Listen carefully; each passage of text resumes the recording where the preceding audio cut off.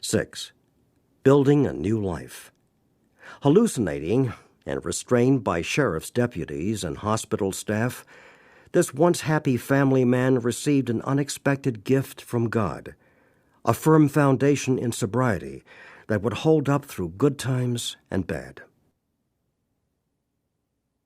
We had been in the fields all day baling hay. When the work was done, the men brought out a gallon of muscatel. I took a few drinks because I wanted to be like the men, and for a few minutes I felt like one of them.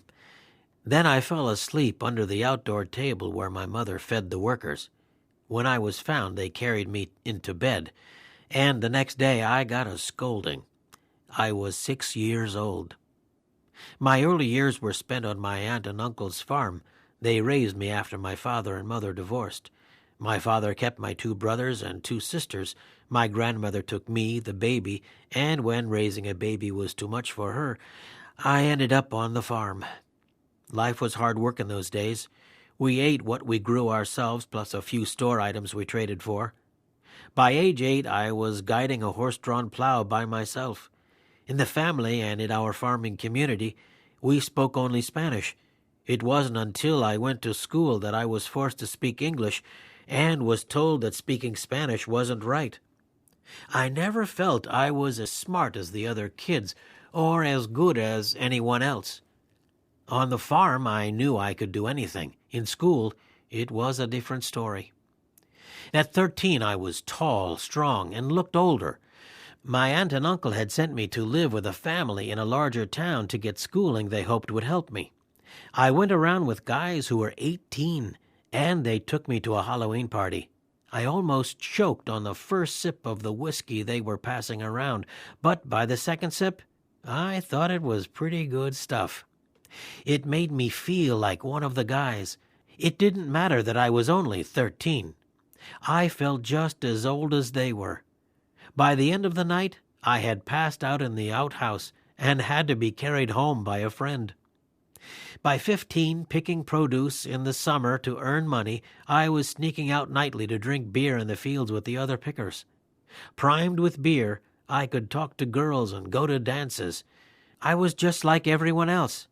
I could enjoy the day. I was the equal of others, even if they were older. The next summer, I began working construction during school vacation.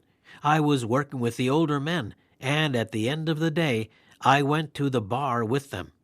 The bartender would put the beer in front of the man next to me, but it was intended for me.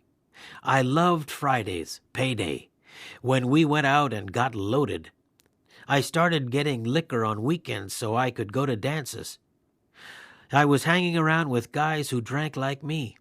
We'd put our money together to get enough booze for the night, and because I looked older, I bought the liquor. I could talk to the girls.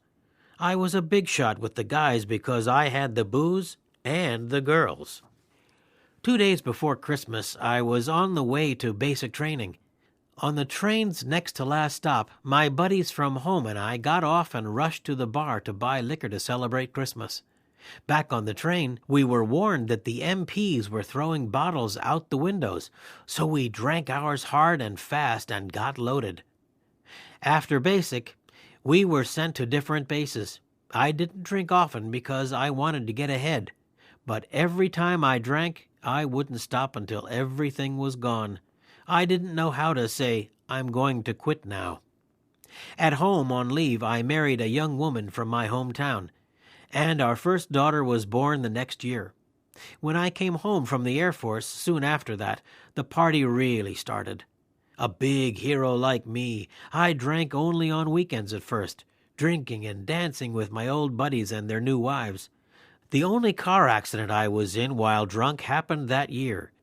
It was a hit and run on a parked car, and my buddy just pulled the car's fender off the front of my car and we kept on driving. The next morning, we looked in the paper to see if the accident was mentioned. It wasn't, and we were never found out. The same construction company I had worked for in the summers as a high school kid hired me as an apprentice carpenter. I was smart and learned fast. Then I got too smart and forgot all that company had done for me. I complained to them about money I thought they had promised, and they fired me. Using the GI Bill, I went to mechanic school at night and got a job with the city. That's when I really started drinking. These guys had a ritual. As soon as they got to work, they bought a bottle of wine. At first, I didn't participate. I didn't drink wine, not a tough guy like me. But then one day I decided I might as well drink. I had a couple, and I liked it. For the next 5 years, I drank every day. Finally, I was injured on the job and sent home for a week. But I was supposed to call in every day. But I didn't. I couldn't. I was drunk every day. On the 4th day, the boss came to my house to check on me. I wasn't there. But I returned, drunk, before they left. They didn't say anything, but the next day the union leader told me I was going to get fired. I went to City Hall and resigned. 3 more daughters had been born to my wife and me during those years. I was filled with remorse, guilt, and fear because I didn't have a job. I knew I had screwed up. There was no unemployment then. To my mind, it was bad luck, not me. I took whatever construction work I could get, even non-union, whatever there was. My first son was born, and my second son 2 years later. I had recovered my pride and wondered why I should make all this money for other people. I thought I should become a contractor and make it for myself, so I took the exam and got my license. I curtailed my drinking a little bit, and business started getting good, so I started drinking more. I'd go to the bar and leave my crews working by themselves. By the 3rd year, I spent all my time in bars. I couldn't finish the jobs I had, and I had spent all the money. I was in bad shape.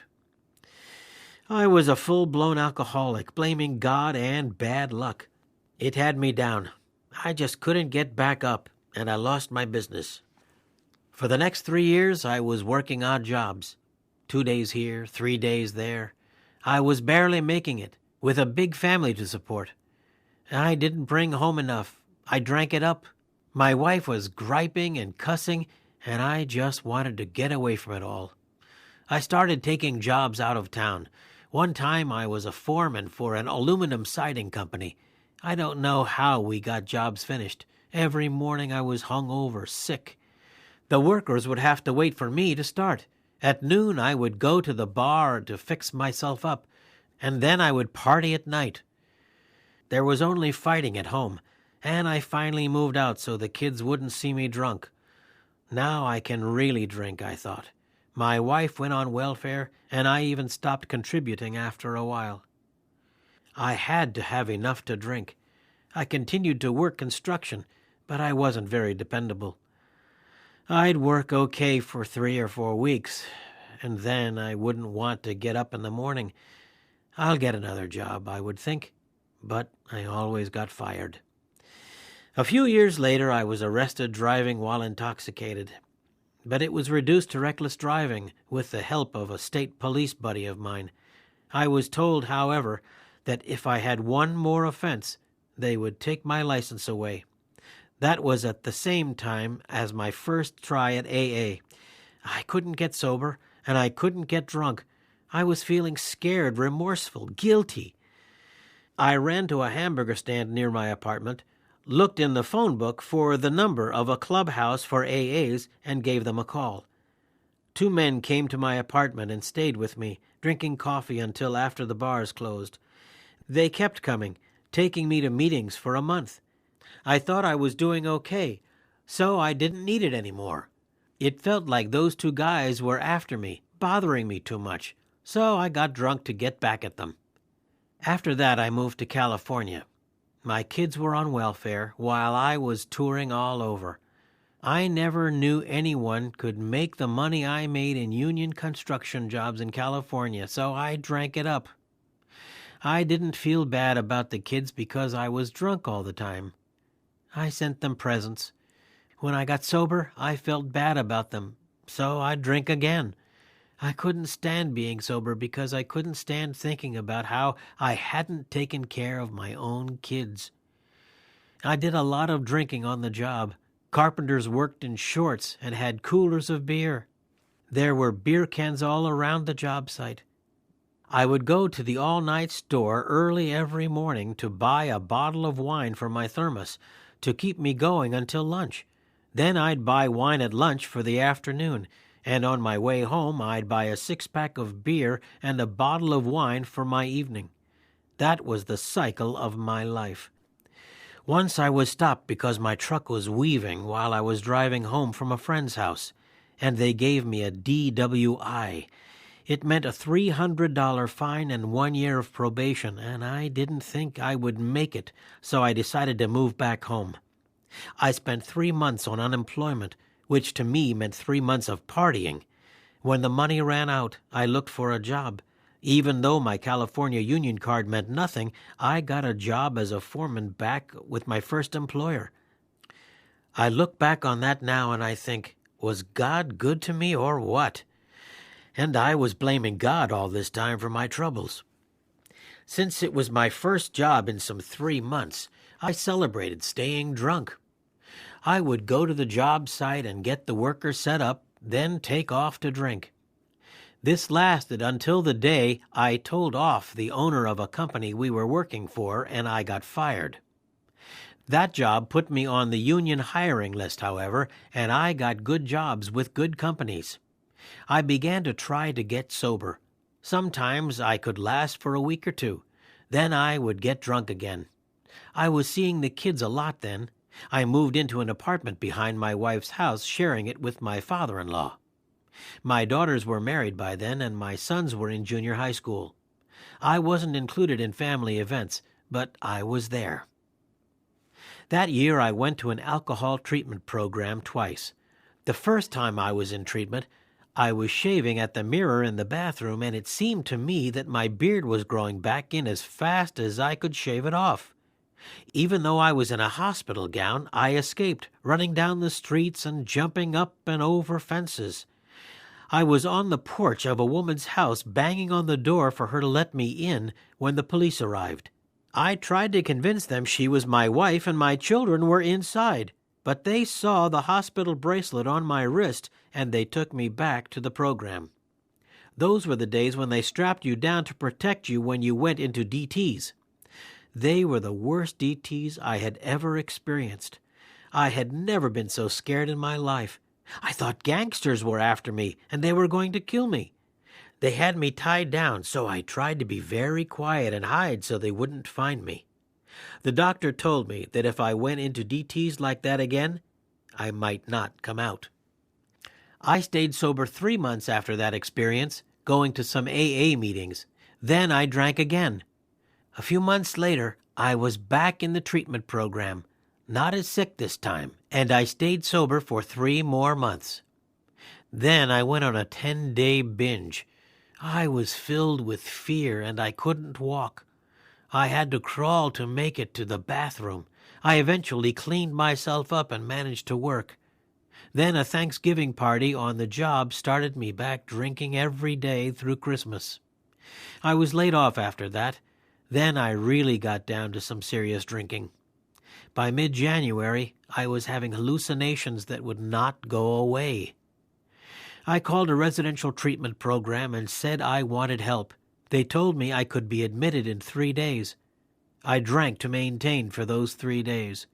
Amazingly, I knew that once I got to the program, my drinking would be over. One of my daughters drove me to the program and helped me fill out the paperwork. I almost fell down going into the building. My hallucinations began again, and the staff moved me to a room with a padded floor they called the TV room. I began to think I was in prison and these guys wanted to kill me. When they opened the door to the room, I ran for a window down the hall thinking I would escape. They grabbed me, afraid I would try to jump through it. I kept hitting my shoulder against the wall, trying to break out, and picked at nails with my fingertips until they were raw. The staff called the sheriff's department, and it took 3 deputies, 2 counselors, and 2 nurses to hold me down and give me a shot. Finally, I lay there quietly, ready to die like a man. It was 3 days later when I woke up, naked and stinking. They cleaned me up, and I felt great. I'd never felt so good like I'd never had a drink. I went to the treatment sessions and listened to everything that was said. They took us out to AA meetings. I wanted what the AAs had. I don't think I ever wanted anything as much as I wanted the program. I saw men dressed in suits in those days, looking good. That's how I wanted to be. The thought of a drink has not entered my mind since. I'd thought of doing some crazy things, but never about taking a drink. To me, sobriety is a gift from God to me. If I drank, it would be giving the gift back. If you return a gift, the person takes it back, right? If God takes it back, I'm dead. In my first year in AA, I was going to at least 7 meetings a week. I just loved it. I dressed up in suits like the men I had seen. I went to work building a mall, and there was an AA member working there who had 8 years of sobriety, and we would share together every day. I know now God put that guy there for me. During that year, I was offered a job with the city, and one with a construction company out of town. My sponsor counseled me to stay where I had the support of my group and my AA friends. I was too young in the program for an adventure. I went with the city and am now retired from there. A guy like me, with one employer for 18 years. Once I was sober, my wife took me back. I felt that I had to go back to take care of the kids I had once left on welfare. My third son is our AA baby. I also got to see all our boys play sports. There were other AAs with kids on the teams, and we would hang around together at the games. I really enjoyed myself. My sobriety baby is now in college. I have beautiful relationships with all my kids. Pushed by my sponsor, I got into service work right away, and I really enjoyed it. Now I'm a general service representative of a Spanish-speaking group, learning how to express myself about this great gift of sobriety in my original language. There have been some hard times, too, during these years of sobriety. When I was 5 years sober, the daughter who drove me to the treatment program and helped me get admitted disappeared. My AA friends helped me search for her, but she has never been found. Her mother and I raised her 3 daughters. I did not have to take a drink. I went to lots of meetings to relieve the pain. When I lost a second daughter to cancer a few years ago, I did the same thing. What I've learned is that it doesn't matter what hardships and losses I've endured in sobriety. I have not had to go back to drinking.